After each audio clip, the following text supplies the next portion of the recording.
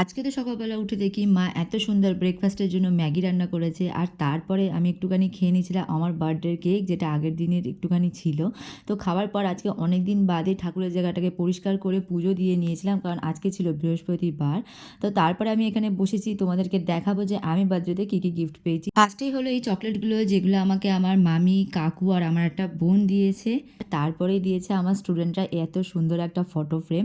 তারপরে একটা ছিল, সেটা হচ্ছে একটা কুর্তি, যেটা দিয়েছে একটা কাকি। এছাড়াও আমাকে দিয়েছে অনেক রকমের আইসক্রিম আর ক্যাডবেরি, সেটার আর ভিডিও নেওয়া হয়নি।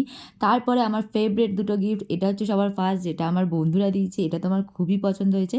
সবার ফার্স্টেই ছিল এত সুন্দর একটা কুর্তি, আর তারপরে ছিল রূপোর এই সুন্দর একটা আংটি। এছাড়াও কেক আর ফুল তো ওরা নিয়ে এসেছিল, সেগুলো তোমাদেরকে দেখিয়েছি। আর তারপর আর একটা ফেভারিট গিফট হলো আমার ভাইয়ের দেওয়া এত সুন্দর একটা ছোট্ট টেডি, যেটা আমার খুব পছন্দ হয়েছে। এই হলো সেই ফুলগুলো, যেগুলো ওরা আগের দিন রাত্রিবেলায় আমাকে দিয়েছিল। এছাড়া তো কেকও এনেছিল। আবার দেওয়া সবকটা গিফটই আমার খুবই পছন্দ হয়েছে। আর তারপরে আমি বসে গেছিলাম একটুখানি ক্যাডবেরি খেতে, কারণ অনেক পরিমাণে আমি ক্যাডবেরি পেয়েছি। ঘরে অনেক ফুল জমে গেছিলো, তাই আমি ভাবলাম ফুলগুলোকে শুকাতে দিই, এটা দিয়ে একটা কিছু তৈরি করব। কী তৈরি করব সেটা তো তোমাদেরকে দেখাবোই।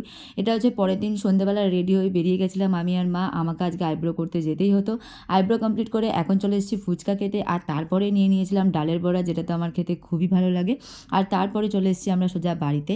এখন আমাদেরকে করতে হবে রান্নাবান্না, কারণ কালকে হচ্ছে আমাদের এখানে শীতলা পুজো। মা তো এসে ভাতটা আগে করে নিয়েছে, আমি তাই ভাবলাম পটল ভাজা আর আলু ভাজাটা আমিই করে নিই, কারণ কালকে বাবা বলেছে চপ নিয়ে আসবে, তাই আর বেশি কিছু করছি না।